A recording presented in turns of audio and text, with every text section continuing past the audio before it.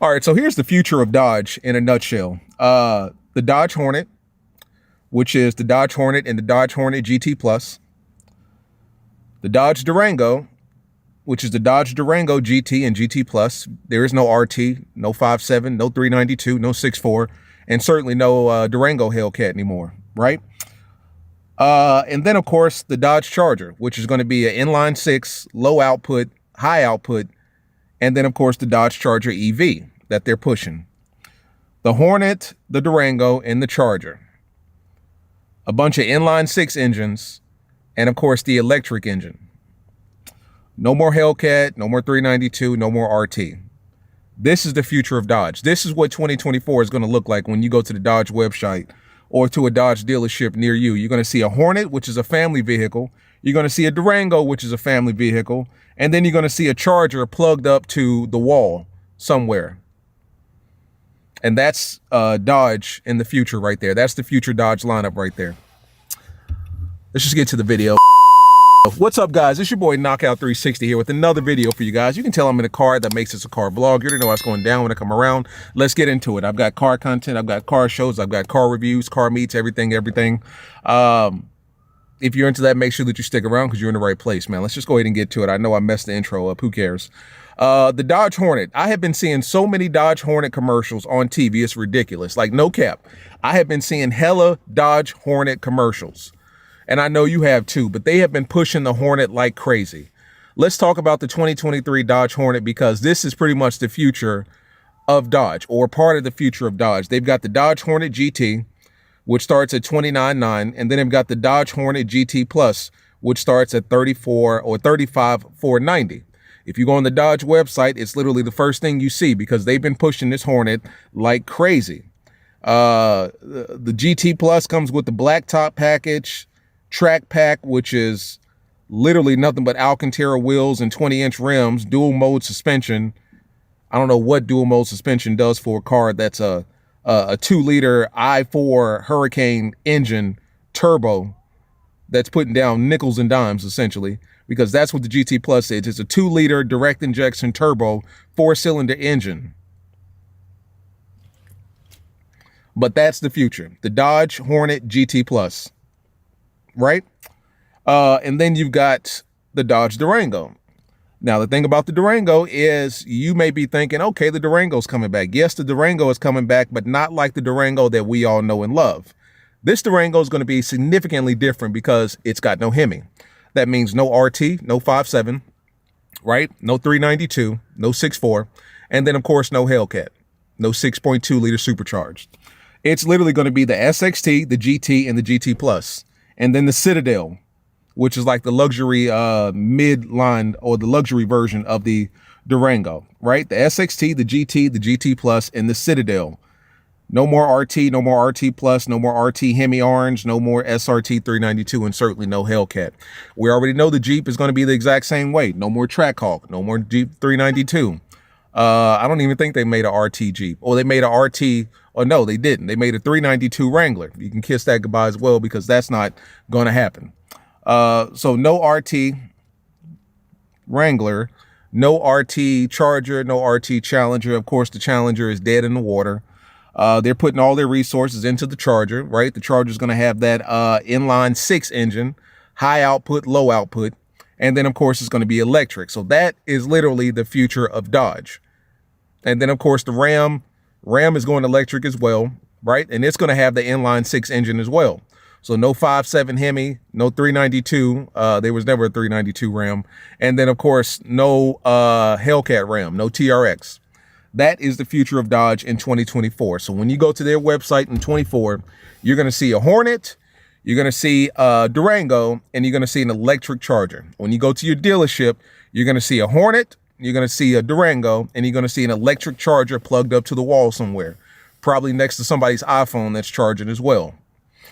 And that's the future of Mopar, which is why this year is important. I mean, I've said this in hundreds of videos, and you're probably going to tear me apart because this video is similar to other ones. But, like, you know, when you start looking at the future, like, there is no future for Dodge. Like, after 24, I don't see how they're going to keep people interested. I mean, they've got to put a lot into this new Charger that's coming out in order to keep people coming back. But I mean, all their other cars are just kind of like, it's dog food. I mean, the Hornet, like I said, I've been seeing so many commercials for the Hornet, and I'm sure you have.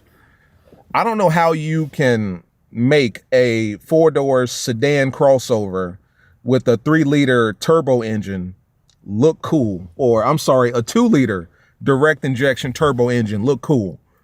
Like, I don't know why how you could do that. You know, Dodge is trying with their commercials and their advertisements, but it's hard to go from what I'm in right now, a 392 wide body, and what you're probably sitting in right now, a Hellcat, and, you know, smoke blowing, engine roaring, muscle, you know, most powerful car known to man, to a 2-liter direct injection 4 turbo cylinder crossover sedan. But that's exactly what Dodge is doing, and they've been pushing the Hornet real hard lately. I've been seeing nothing but Hornet commercials like crazy. So Hornet is going to be like their, you know, their mid-road or middle of the road type of car going into the future. The Charger is going to be their performance line, and then the Durango just kind of dies off. For all you guys that, you know, had some sort of future plans for like you know, a supercharged or a performance SUV, and you thought the Durango was it, that's not the truth. The Durango now is it, but the Durango in the future is going to be the Durango that we've always known it to be, which is just a SUV to get you from A to B. The Jeep is going to be exactly what we've always known it was, just kind of an SUV to get you from A to B. I think what they're going to do with the Jeep is just make it a luxury thing, kind of what they're doing with the Wagoneer. The Wagoneer is literally going to run you 100,000 plus right now if you get it fully loaded. Those cars are SUVs are beautiful. If you've ever sat in a Wagoneer fully loaded, huge screens. It's even got a touchscreen passenger, you know, front area right here. I can't think of the name of this dashboard off the top of my head. Like, it's beautiful to sit in there. I don't know if, look at car lock tripping.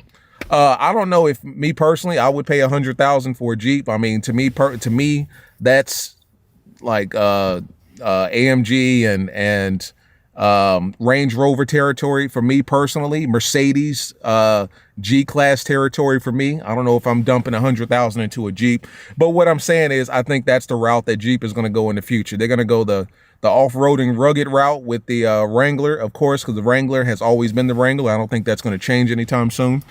And they're going to go the luxury route with the Jeep Grand Cherokee, and then a Jeep Wagoneer, you know, and that's going to be their market. That's going to be their jam right there for the Jeep. The Durango, like I said, it's just going to be an SUV to get you from A to B. I mean, like I said, they're going to give you the SXT, the GT all-wheel drive, the GT Plus all-wheel drive with, you know, interior upgrades, and then the Citadel, which I think, like I said, is the luxury version of the Durango with the seats and the headliner and the sunroof and all that good stuff.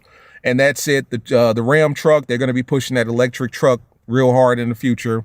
The Challenger is dead. Go figure. The Charger, we've already talked about that. That's going to be the inline 6 and then the electric.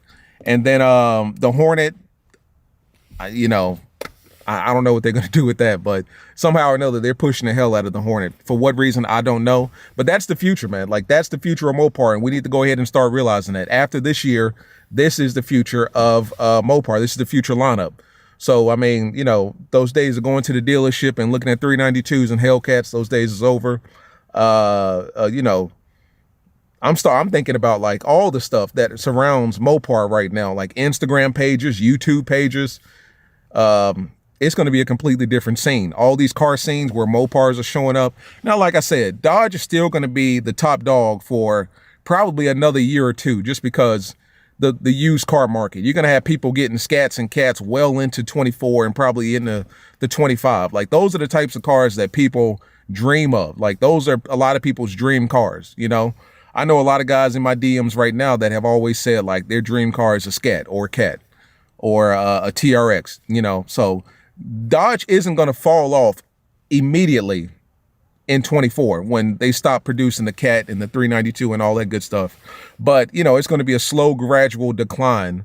But I do think that that's pretty much what the future is going to look like. And then, of course, you're going to be faced with the option of jumping ship and moving on to something else. Chevy, Ford, you know, going exotic, whatever the case may be. But that's the reality of the situation. That is the lineup of Dodge going forward. The Hornet, the electric Charger, and the Durango. That's Dodge in a nutshell in the future. When you go to the Dodge official website, that's what you're going to see, you know? So go ahead and get used to it, man. But it's just a real quick video, man, because I was just sitting back thinking of it, and it's like that's going to be the reality of Dodge. Like, that's the future of Dodge right now. That's the future of Mopar for the most part. Like, as far as performance line is concerned, everything's going to be in that electric Charger. Everything. There is no performance outside of that electric Charger. They're skimming everything down literally to one car. Like, there was a performance line which each iteration of the Mopar, whether it was the Charger, the Challenger, the Durango, the Jeep Wrangler, and the truck itself, the Ram. All of these, you know, iterations of Mopar had a performance line. Once you drop that 392 engine in there, or that 6.2 liter Hellcat engine, it's a performance vehicle. I've seen TRX racing Mustangs. I've seen Durango Hellcats racing other Charger Hellcats. I mean, once you drop that big engine and that big transmission in those cars, it's automatically a performance line model, you know? But once you take those engines out, it goes back to being what it was. I mean, a SUV or a truck, basically. And that's pretty much where Dodge is going to be in the future. I think they're just going to be kind of that middle of the road manufacturer like they were in the 90s and early 2000s. Just kind of, you know, we're here. And then every now and then they'll probably drop something, an SRT something, you know, drop an electric supercharged engine or something, or whatever they're calling it, into a car and call it something new and try to build some hype around it. But that's pretty much what it is, guys. That is the future of Mopar. That is the future of Dodge. As always, guys, like, subscribe, comment. Real quick video. Just kind of wanted to, you know, open your eyes to what the future looks like for Mopar. Me personally, I don't think it looks too bright, but, you know, anything can happen between now and then. We'll see. I'm sure Dodge has something up their sleeve. You can't go from this to that and just let it be what it is. Like, I hope that, you know, I'm grossly underestimating the future for what Dodge has planned for us. But if I'm not, that is what it is, guys. See you in the next one. Peace.